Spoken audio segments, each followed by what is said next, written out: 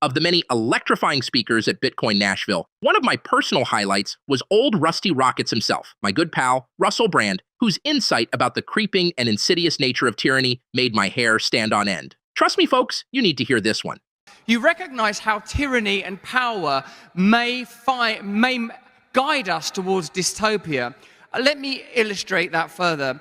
We're being encouraged to imagine that the dystopias of the future might resemble the despotism of the 20th century, that we might fall foul to militaristic 20th century style demagoguery. We're being taught to fear fascism. And of course, fascism is something that ought to be feared because indeed, Bitcoin and Rumble, the technologies that we're talking about, are about primarily individual freedom.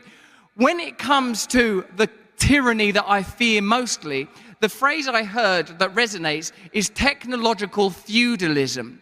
When you consider the mounting bureaucracies and the incredible power that's being accrued by groups like Alphabet, Google, because we are talking about monopoly, centralized power, I would like to reflect on how it feels to deal with these organizations directly.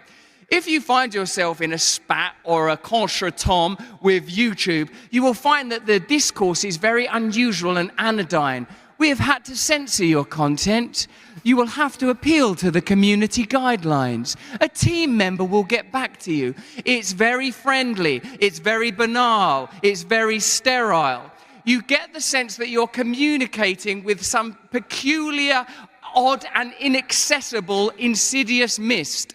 When we think about tyranny in the future, we should not think about 20th century modalities of dictatorship. We should think of great writers like George Orwell, Aldus Huxley, and Franz Kafka, who indicated that dictatorships in the future might be rather anodyne and friendly and here to protect you and keep you safe. Some of you may have noticed that in the last 5 years, in order to protect your freedom, in order to protect your safety, in order to protect your health, certain measures were strongly recommended. Certain conversations were forbidden. Indeed, just think of the people that have been on the stage over the short period of time that we've been at this conference. Bobby Kennedy, strongly censored. Edward Snowden, exiled. Julien Assange, while absent, was imprisoned and incarcerated without trial. All for what? To protect you.